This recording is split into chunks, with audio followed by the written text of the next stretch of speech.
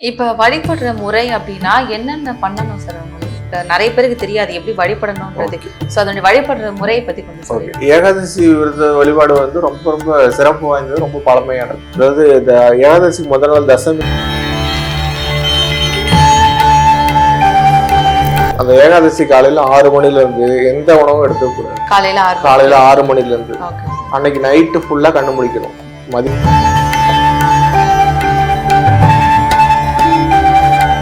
பெருமாள் நாமம் ஏன் சொல்றோம், அதுக்கு பின்னாடி என்ன காரணம்?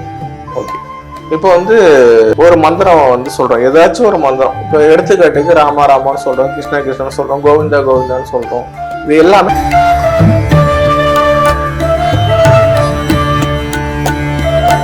அடுத்தவங்க நல்லா இருக்கா, வயிறு எரியுது, கஷ்டமா இருக்கு, அவன் நல்லா இருக்க கூடாதுன்னு சொன்னா அது எப்பேற்பட்ட மனசு. கட்டுமானத்தின் வலிமை, கட்டிடங்களின் பாதுகாப்பு. ஸ்ரீ துர்கா டிஎம்டி கம்பிகள்.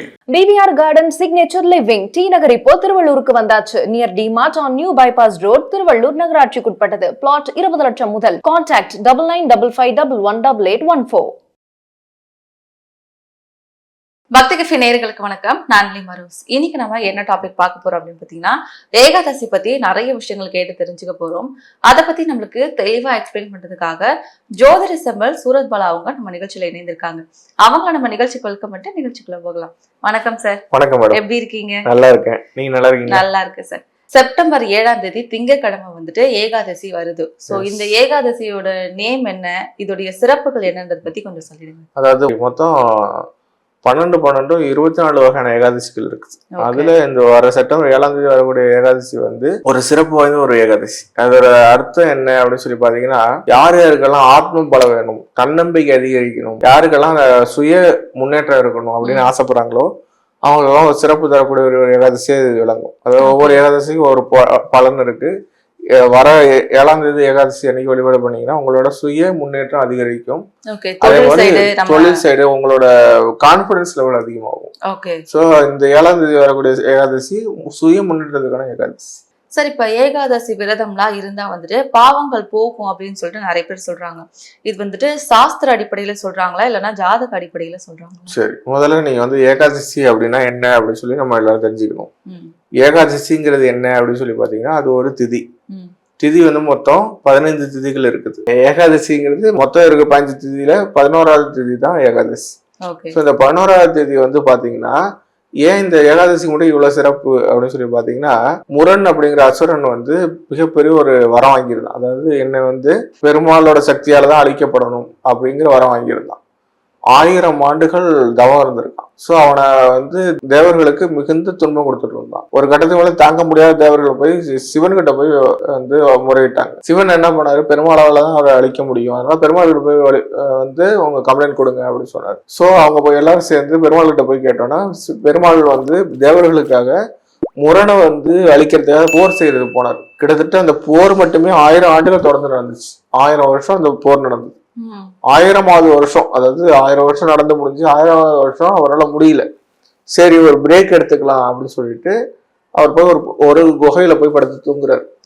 அப்படி தூங்கிட்டு இருக்கும் போது தூங்குற பெருமாளை வந்து நம்ம வெற்றி கொண்டுடலாம், எப்பவுமே தூங்குறவங்களை வந்து அடிக்க கூடாது அப்படின்னு சொல்லுவாங்கல்ல, அந்த ரூல்ஸை மீறி அவன் வந்து தாக்குறதுக்கு போறான். அந்த குகைக்குள்ள இந்த முரண்கிற அசுரன் போறான். அப்படி போகும்போது பெருமாளோட உடம்புல இருந்து ஒரு பெண் சக்தி வெளில வந்து அந்த பெண் சக்தி தான் ஓம் அப்படிங்கிற பிரணவ மந்திரத்தை உச்சரிக்குது. அந்த பிரணவ மந்திரத்தோட பவர் தாங்க முடியாம இந்த முரண் வந்து எரிஞ்சு சாம்பல ஏறான். அப்ப வந்து பெருமாள் வந்து ஏஞ்சி பாக்குறாரு, கண்ணை முழிச்சு பாக்குறாரு. பார்த்துட்டு, ஆஹா, 1000 வருஷம் நம்ம போரிட்டு ஜெயிக்க முடியாத ஒருத்தனை ஒரே ஒரு ஓம்ங்கிற அந்த சக்தத்தை வச்சு அழிச்சிட்டாங்களே அப்படின்னு சொல்லிட்டு, நீ யாருன்னு கேட்டோன்னா, என்னோட பேரு ஏகாதசி, நான் வந்து உங்களோட உடம்புக்குள்ள தான் வந்ததால நீங்களும் நானும் வேற வேற கிடையாது, என்ன ஆசீர்வாதம் பண்ணுங்க சொல்லி வணங்கி நிற்கிறேன். வணங்கி நிற்கும் போது அந்த ஏகாதசி சொல்றாங்க, இந்த மாதிரி என்னோட பேர் வந்து நான் என்னைக்கு நிலைச்சிருக்கணும்னு சொல்லி எனக்கு வரம் கொடுங்க அப்படின்னு கேட்டோன்னே, உன்னோட பேர்ல திதிகள் வழங்கப்படும். இந்த 15 திதியில 11ஆவது திதியை உன்னை வந்து எல்லாரும் வழிபாடு பண்ணுவாங்க. இந்த 11ஆவது திதியில யார் என்ன வழிபாடு பண்றாங்களோ அவங்க பாவங்கள் எல்லாம் மன்னிக்கப்படும். அதாவது நல்லா நோட் பண்ணிக்கிங்க, தெரியாமல் செய்த பாவங்கள். ஏன்னா தூங்கிட்டு இருக்கும் போது வந்தவங்க தான் அந்த ஏகாதசி. இப்ப தெரியாமல் செய்த பாவம். ஓகேவா? தெரிஞ்சு செய்த பாவங்களுக்கு மன்னிப்பு கிடையாது. தெரியாமல் செய்த பாவங்கள் மட்டும் மன்னிக்கப்படும். அதனால இந்த ஏகாதசி விரதம் அதுல இருந்து கடைபிடிக்கப்படுகிறது. இதுதான் கான்செப்ட். ஏகாதசி வந்ததுக்கான கான்செப்ட் அதுதான். ஏகாதசி வழிபாடும் அதுல இருந்து தான் வந்துச்சு. இப்ப ஒரு சிலர் வந்துட்டு விரதம் இருக்க முடியாதுன்னு இருப்பாங்க. அவங்க எல்லாம் வந்துட்டு பெருமாளை எப்படி வழிபடணும், அப்படி வழிபட்டாலும் அதனுடைய பலன் வந்து அவங்களுக்கு முழுமையா கிடைக்குமா அப்படின்னு நிறைய பேர் கேக்குறாங்க. கண்டிப்பா கிடைக்குமா அவங்களுக்கு? அதாவது பெருமாளோட வழிபாடை பொறுத்த வரைக்கும் பெருமாள் வந்து பகவத்கீதையில சொல்லப்பட்டிருக்காரு. என்ன சொல்லியிருக்காருன்னா, நீங்க வழிபாடு பண்ணணும்னா நீங்க இதுதான் ஃபாலோ பண்ணணும், இதுதான் பண்ணணும், விரதம் இருக்கணும், சாப்பிடாம இருக்கணும்னு அவர் எந்த இடத்துல சொல்லல. சொல்றது என்னன்னா, ஒரே ஒரு டம்ளர் தண்ணி ஒரே ஒரு துளசி இதை கொடுத்தாலே நான் திருப்தி அடைஞ்சிருவேன் அப்படிங்கிறத கிருஷ்ணரோட வாக்கு. ஸோ நீங்க ஏகாதசி விரதம் தான் இருக்கணும், பெருமாள் விரதம் இருந்தா கும்பிடணும், அப்பதான் அவரோட அருள் கிடைக்கும், அவரோட ஆசீர்வாதம் கிடைக்கணும் எந்த இடத்துல சொல்லப்பட்டில்லை. ஆனா ஏகாதசி விரதம் இருக்கிறது எதுக்காகனா, நீங்க தெரியாமல் செய்த பாவங்களுக்கு மன்னிப்பு கிடைக்கணுங்கிறதுக்காக தான் அந்த விரதம் இருக்கிறது. விரதங்களை உயர்ந்தது ஏகாதசி, அதுல ஒன்றும் டவுட் கிடையாது.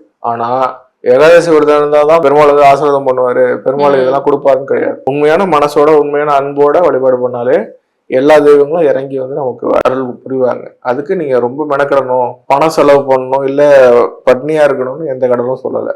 உங்களால முடிஞ்சது நீங்க ஃபாலோ பண்ணலாம். இன்னும் சொல்ல போனா அப்படி பசி தாங்க முடியாதவங்களுக்கு விதிவிலக்குகளும் இருக்குது. ஸோ வந்து நீங்க விரதம் இருந்து தான் வழிபாடு பண்ணணுங்கிறது கிடையாது. எளிமையான பூஜை பண்ணாலே, ஒரு டம்ளர் தண்ணி ஒரு துளசி கொடுத்தாலே பெருமாள் சந்தோஷமாயிடுவார். இப்ப வழிபடுற முறை அப்படின்னா என்னென்ன பண்ணணும் சார்? அவங்களுக்கு நிறைய பேருக்கு தெரியாது எப்படி வழிபடணும்ன்றது. சோ அதனுடைய வழிபடுற முறையை பத்தி கொஞ்சம் சொல்லுங்க. ஏகாதசி விரத வழிபாடு வந்து ரொம்ப ரொம்ப சிறப்பு வாய்ந்தது, ரொம்ப பழமையானது. அதாவது இந்த ஏகாதசிக்கு முதல் நாள் தசமி அன்னைக்கு இரவு உணவு எடுத்துக்கணும். அதாவது காலையில இருந்து இரவு வரைக்கும் உணவு எடுத்துக்கணும். அதுக்கு மறுநாள் காலையில, அந்த ஏகாதசி காலையில 6 மணில இருந்து எந்த உணவும் எடுத்துக்க கூடாது. காலையில 6 மணில இருந்து அன்னைக்கு நைட்டு ஃபுல்லா கண்ணு முழிக்கணும். மதியமும் சாப்பிடக்கூடாது, நைட்டும் சாப்பிடக்கூடாது. நைட்டு ஃபுல்லா கண்ணு முழிக்கணும். மறுநாள் காலையில பகல் பொழுது ஃபுல்லா சாப்பிடாம இருக்கணும். அதாவது ஒருவேளை, அதாவது மார்னிங் மட்டும் விரதம் இருக்கணும்.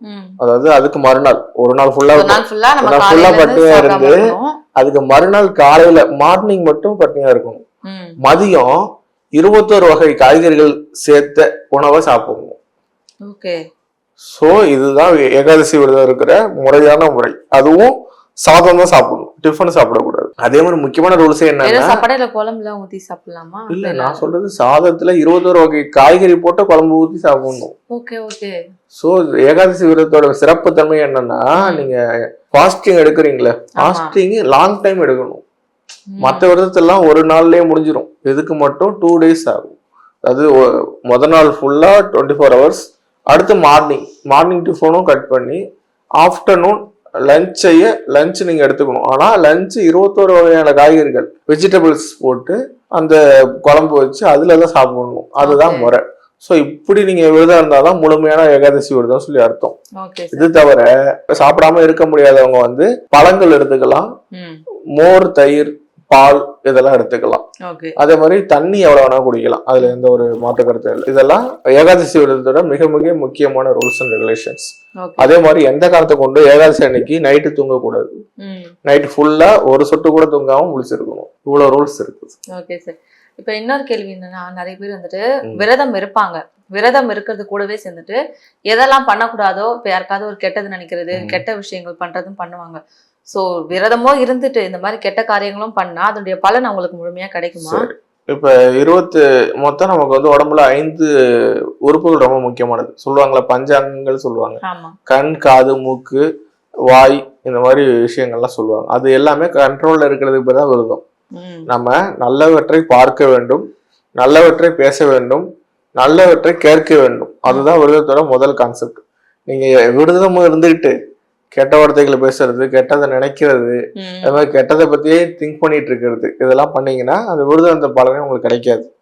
ஒருவேளை நீங்க எவ்வளவுதான் நல்லவரா இருந்தாலும், எவ்வளவுதான் நீங்க விரதம் இருந்தாலும் சொல்லுவாங்க, நானும் 6 வேளை குளிக்கிறேன், 3 வேளை பூஜை பண்றேன் அப்படி சொல்லுவோம். நீங்க எவ்வளவுதான் விரதம் இருந்தாலும் நீங்க நல்ல சிந்தனை இல்லை, நல்ல ஒரு திங்கிங் இல்லைன்னா உங்களுக்கு கண்டிப்பா அந்த பலன்கள் கிடைக்காது. பெருமாளே என்ன சொல்றாருன்னா, என்னை கும்பிடுறீங்கன்னா நல்ல மனசோட கும்பிடு. நீ நான் நல்லா இருக்கணும் கும்பிட தப்பு கிடையாது, அடுத்தவங்க நல்லா இருக்க கூடாது அப்படின்னு சொல்லி கும்பிட்டா அந்த கடவுளுக்கே அது பொறுக்காது. என்னடா இவன் நல்லா இருக்கணும் கேட்டா ஒரு நியாயம் இருக்குது, அடுத்தவங்க நல்லா இருக்கா, வயிறு எரியுது, எனக்கு கஷ்டமா இருக்கு, அவன் நல்லா இருக்க கூடாதுன்னு சொன்னா அது எப்பேற்பட்ட மனசு. அடுத்த உயிர் மேல அன்பு காட்டுறதுதான் எல்லா மதத்தோட அடிப்படை. பிற உயிர்கள் மேல அன்பு காட்டுங்க, இயேசு வந்து என்ன சொல்லிருக்க பைபிள்ல, ஒரு கண்ணை திறந்தா இன்னொரு கண்ணத்தை காட்டுன்னு சொல்லியிருக்காரு. சோ மறுகணத்தை காட்டுன்னு ஏன் சொன்னாலும் அன்பு காட்டணும், எதிர்க்கு கூட அன்பு காட்டணும். ஸோ இந்து மதமும் அதை தான் சொல்லுது, கிறிஸ்துவமும் அதான் சொல்லுது, ஏன் பைபிள்லயும் அதான் சொல்லப்பட்டிருக்கு. எங்க அன்பு இருக்கிறதோ அங்குதான் வந்து கடவுள் இருக்கார். ஸோ அன்பு தான் எல்லா இடத்துலயும் இருக்காரு. ஸோ அன்பை காட்டாம நம்ம வந்து அடுத்தவனுக்கு தீங்கு பண்றது, கெட்டதை பேசுறது, கெட்டதை திங்க் பண்றது, கெட்டதையே நினைச்சிட்டு இருக்கிறதால உங்களுக்கு எந்த பிரயோஜனமும் இல்லை. என்னோட சார் வந்து எனக்கு எப்படி இதெல்லாம் தெரியும்னா, என்னோட சார் வந்து என்னோட டீச்சர் பேர் வந்து ஆரோக்கியசாமி. அவர் வந்து சொல்லி கொடுத்தாரு என்னன்னா, நான் உணவு இல்லாமல் இருந்தேன், எனக்கு உணவு கொடுத்தீர்கள். நான் வந்து நோயுற்று இருந்தேன், என்னை வந்து சந்தித்தீர்கள். நான் வந்து ஆடை இல்லாமல் இருந்தேன், எனக்கு ஆடை கொடுத்தீர்கள். எனவே நீங்கள் அனைவரும் சொர்க்கத்துக்கு போங்கன்னு சொல்லி பைபிள்ல ஒரு வசனம் இருக்கும். அதை வந்து ஏன் சொன்னார்னா, நீங்க எல்லாரும் அடுத்தவங்களை அன்பு காட்டணும். எப்ப எனக்கு சொல்லி தர்றாரு, நான் சின்ன பிள்ளையா இருக்கும் போது. ஸோ ஏன் இதெல்லாம் சொல்றேன்னா, ஒரு நல்ல குரு, நல்ல ஆசிரியர் உங்களுக்கு கிடைச்சிட்டாங்கன்னா வாழ்க்கையில எல்லாமே கிடைச்சிடும்.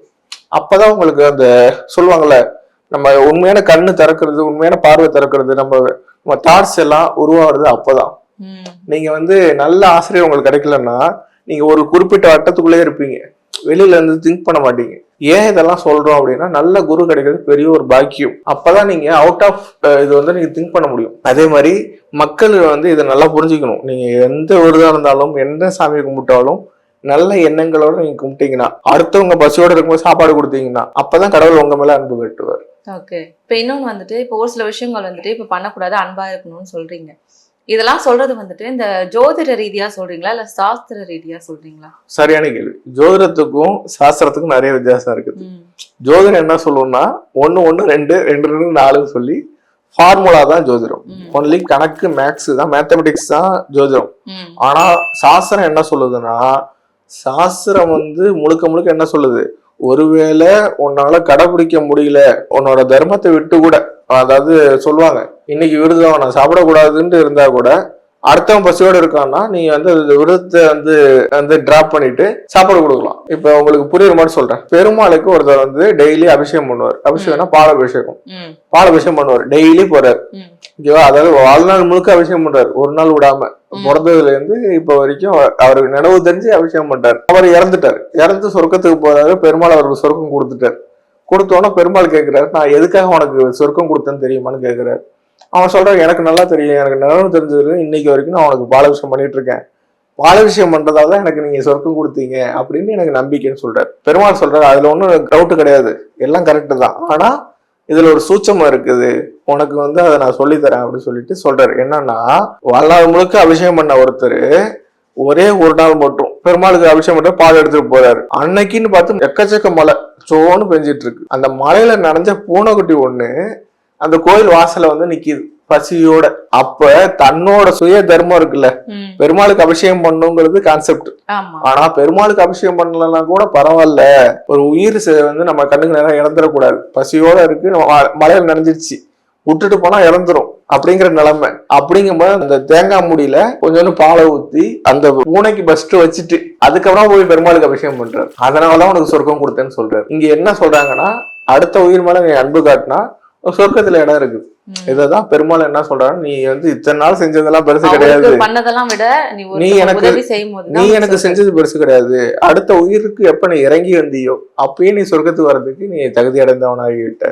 இந்த கதையை ஏன் சொல்றாங்கன்னா, நீங்க ஒருவேளை நீங்க கடவுளை கும்புறதா நினைச்சுக்கிட்டு அடுத்த உயிரை நீங்க வெறுத்துடக்கூடாது, அடுத்த உயிர் மேல நீங்க வந்து கோவப்படக்கூடாது. ஏன்னா அந்த உயிருக்குள்ளதான் பெருமாள் இருக்காரு. நீங்க தேடுற தெய்வம் அந்த பூனைக்குள்ளதான் இருக்குது. நீங்க என்ன நினைக்கிறீங்க, கடவுள் எங்கேயோ இருக்காருன்னு தேடிட்டே இருப்பீங்க. ஆனா இன்னொரு உயிருக்குள்ளதான் கடவுள் இருப்பாரு. ஸோ அந்த கடவுளை நீங்க பார்க்க கத்துக்கிட்டீங்கன்னா வாழ்க்கை நல்லா இருக்குங்கிறது இந்த கதை மூலியமா. கதைகள் வந்து நீங்க கேட்டீங்களே, ஜோதிட சாஸ்திரப்படி சொல்றீங்களா தர்ம சாஸ்திரப்படி சொல்றீங்கன்னா, தர்ம சாஸ்திரம் தான் இங்க ஜெயிக்குது.